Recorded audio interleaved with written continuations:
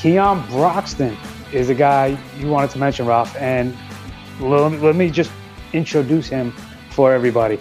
I find this guy to be pretty fascinating. I'm going to start name dropping in some of these episodes. A buddy of mine, Greg Jewett, big writer in the fantasy baseball industry, was all over this guy last spring training. He had a phenomenal spring training, was saying he could break out.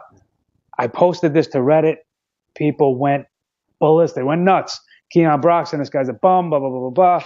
And you know what? For the first 3 months of the season, they were absolutely right. He was horrible. Got sent back down, got called back up. And Ralph, do you know what he did from July to the end of the season? No, but I have a feeling you're going to tell me.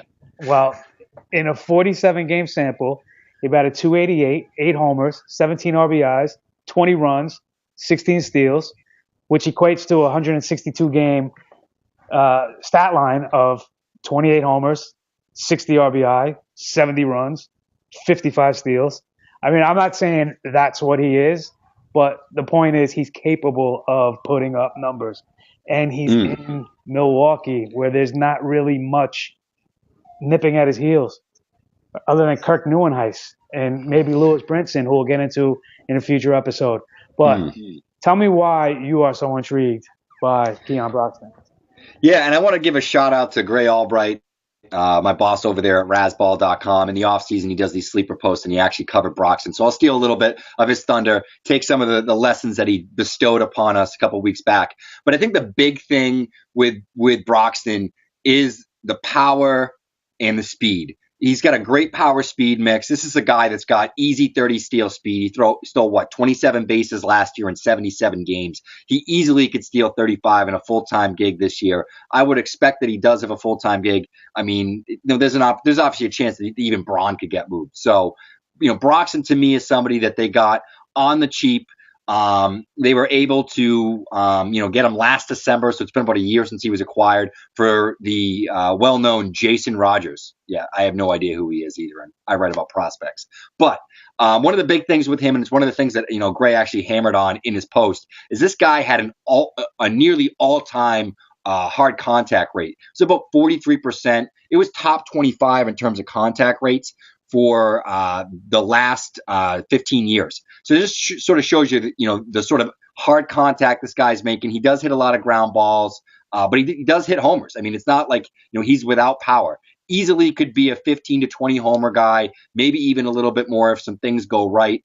The thing that I like about him is I think he's got a better floor than he's getting credit for, especially in OBP leagues. This is a guy that walked at I believe a 14% clip or so last year. I always look for those high walk rates, especially with speed guys, because that even when he's not hitting, because this guy does strike out a lot. He struck out at a 36% clip last year. But even when he's not, making good contact, making hard contact, he's still going to get walks. He's still going to get on base, which means he's going to get steals, which means he has an opportunity to get some runs as well. But the big thing with Broxton is, the 20-30 upside. This is a guy easily, if some things go right, if his K rate gets down to the 28%, his slash line across the board is really going to bump up.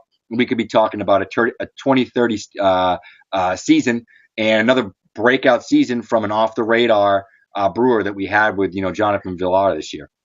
Yeah, I think he falls just slightly short of that. I always love to tell people that for me, the breakout years for baseball players are 27 to 30. That's really when you start to hit your power prime and you're in your peak physical condition. Of course, others mature at different times, but just generally speaking, this is going to be Broxton's age 27 season.